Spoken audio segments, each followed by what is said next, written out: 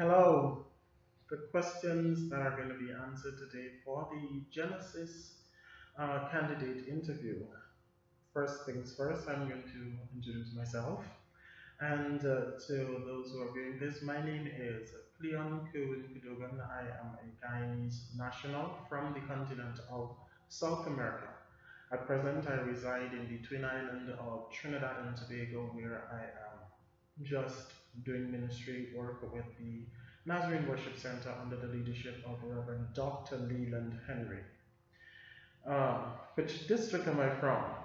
I'm from the Guyana Essequibo Demerara district, as I mentioned before, that is located in South America. Question number 3 says to me, tell us about your involvement in ministry. Wow, that is so much that I can say. But my involvement in ministry started when I gave my life to Christ. I recognize that there is so much that I am given, and I believe that the abilities and the giftings that God has loaned to me, it's just for His honor and for His glory and for the advancement of His kingdom in the earth today.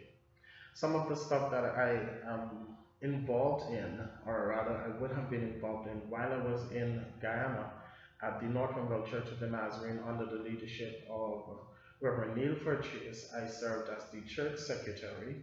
I would have functioned as the NMI president. I would have functioned also as the youth rep within the church and the worship minister, one of the worship ministers at the Northumberland Church of the Nazarene.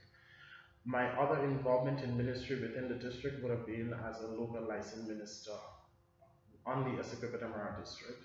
I also would have done work with the NMI on the district. I would have done work with the youth on the district, because several times I would have been the person who's responsible for the culinary aspect of our youth camp and other ministerial areas that the church would have its functions. Other than that, I would have done work in the twin island of Trinidad and Tobago with Reverend Dr. Leland Henry, where I am at present working with the church as one of the music ministers, key music ministers there. My involvement in ministry just says to me that I am doing what God has called me to do to the best of my ability, and which has also allowed me to travel through some Caribbean countries. I would have done work in Barbados, I would have done work in Jamaica, I would have done some work with the Belize district and with a church in California which is called the Campbell Creek Connections, where we recently went to the beautiful island of the Dominican Republic, where we did some work and witness work. I believe that my ministry work is not tied to my local church or to my nation per se, but wherever God allows me to function. And one of the great opportunities was to be the only Guyanese working with Trinidadians in the nation of Haiti. Like I was the only Guyanese or the only South American working with the entire team out of Campbell Creek Connection. One of the areas that I'm very much cognizant of the fact that my gifting is in the music ministry area, and I also would have done a lot of music ministry in the Dominican Republic, where I would have served at Campbell Creek Connection, and even in Haiti. And because of my training in theology and music, I was given the opportunity to share the Word of God. I believe I'm not the person who wouldn't embrace the calling, and I truly believe that is where I see my ministry giftings. Tell us about how you became a Christian. I became a Christian at the age of 15. I first started fellowshipping with the New Testament Church of God, and in the year 2005, I would have moved to the Northumberland Church of the Nazarene as one of those religious people, Pentecostals. Because if you put it like that, I was like, God, you're not sending me to the Church of the Nazarene. I don't think that's the right church for me. But God has kept me in this church, and it has opened my eyes to recognize that I would have been anti another denomination and not recognizing that God has called us all in the earth to function in our various capacities. And through the Church of the Nazarene, I have being able to embrace what God has called me to do, and that is to fulfill the call on my life as a missionary. I always wanted to be a missionary, even while in the New Testament Church of God, but then I was like, I don't really think I should be doing it, but with the ability that God has allowed me to Bible study through the Church of the Nazarene and being able to dig deep into the Word and understand where God wants you to go, I said to myself, this is where I should be, and I simply had to repent and ask God to forgive me for not being willing to say yes because you are moving out of your comfort zone. My sanctification experience. This is one with great joy.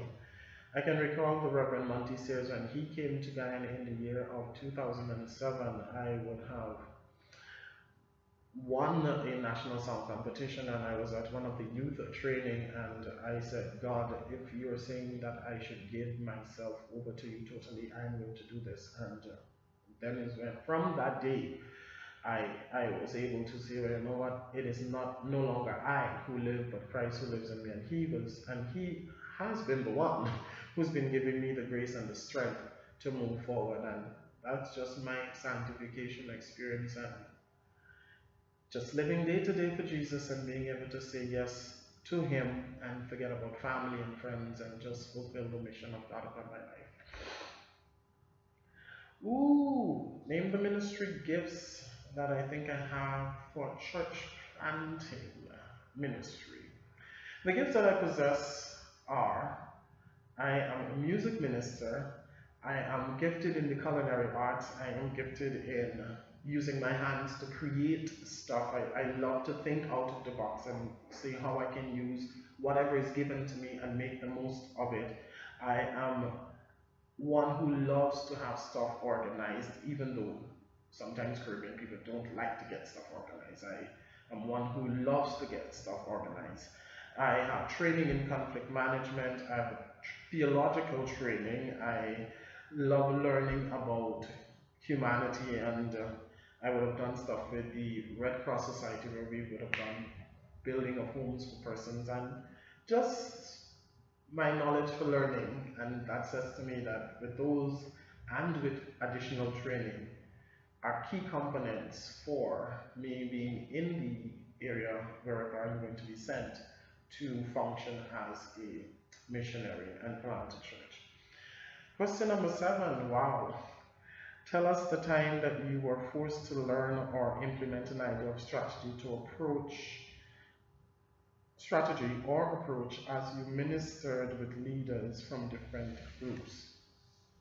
One of my challenges was being able to stay calm in the midst of going to Haiti.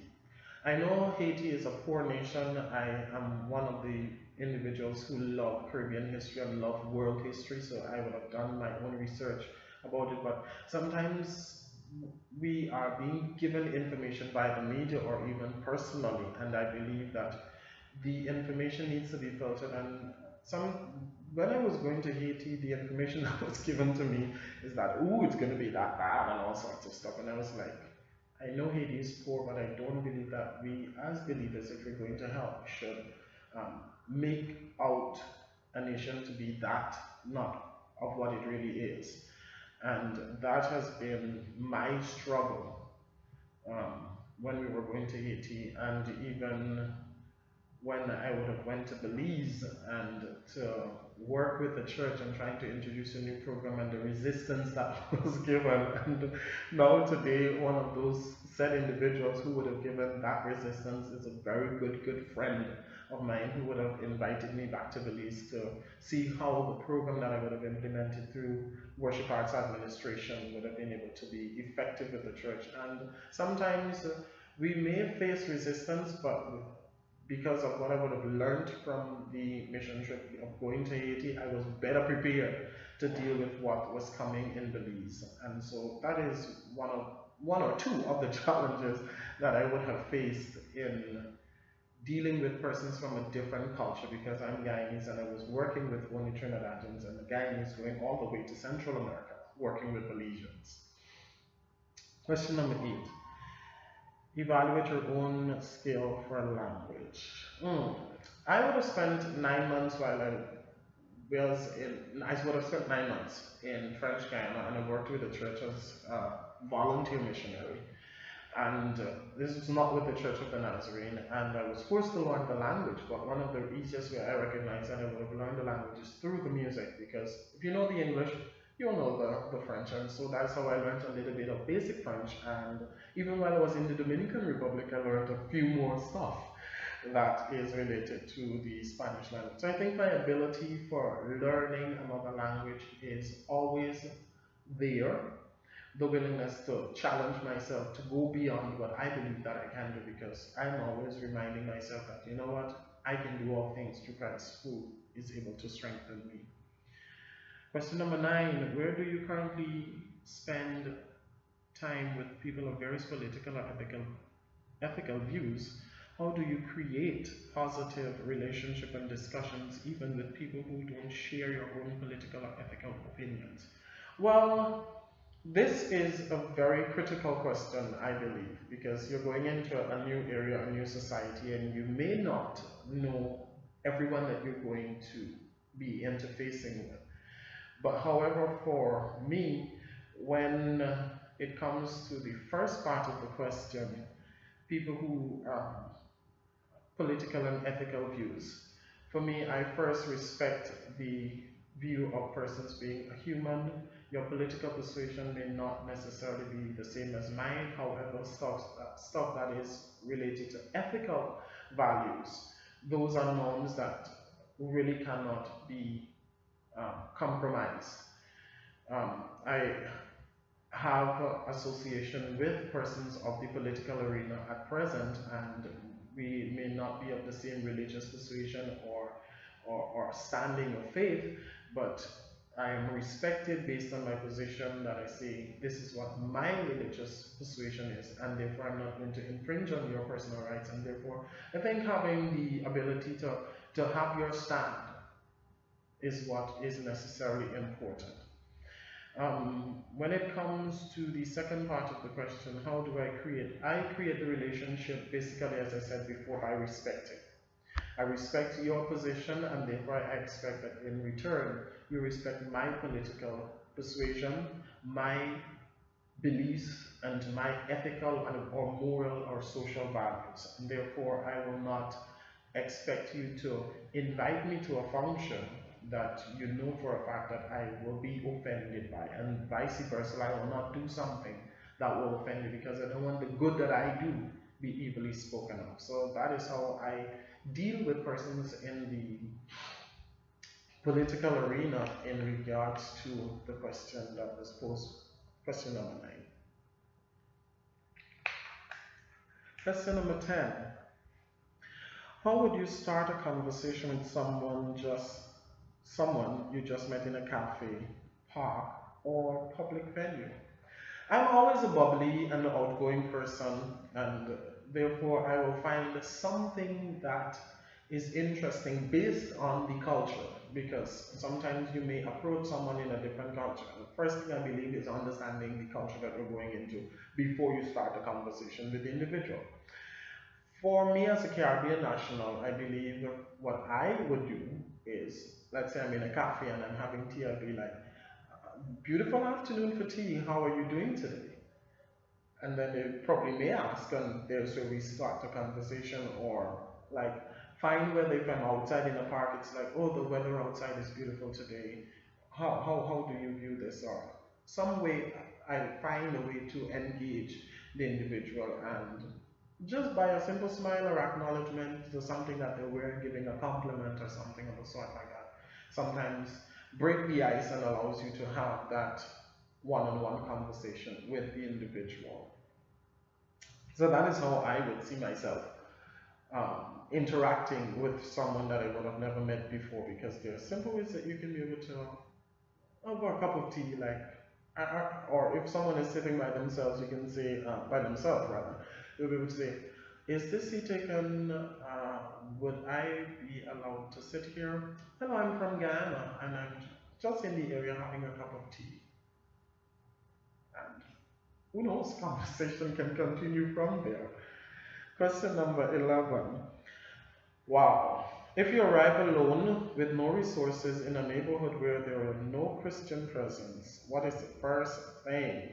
What are the first things you would do in order to begin the work of the church in the community? Well, for me, I believe it is critical that if you enter a community for the first time, to build relationship. I look at the life of Jesus and I said Jesus went from place to place, and what he did was build relationship. If you don't get to know the people, then you can't be able to force or not even force.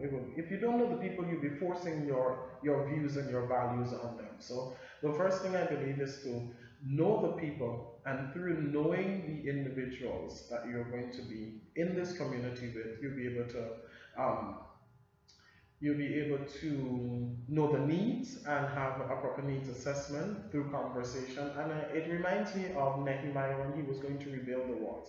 He had a relationship with the king, and because of relationship, we were able to get certain things done. And I believe that is one of the key ways in being able to go into a new area and have meaningful impact of a church planting, is by firstly building relationship with the people. What is your experience in ministering in an urban or cross-cultural setting? Share with us one time that you failed. Ooh, this is so funny, but meaningful. I went to Central America, and during that time they were having conflict about the gay activist thing, and in Belize they do not believe that men should be wearing pink. And I was from the Caribbean with a pink watch.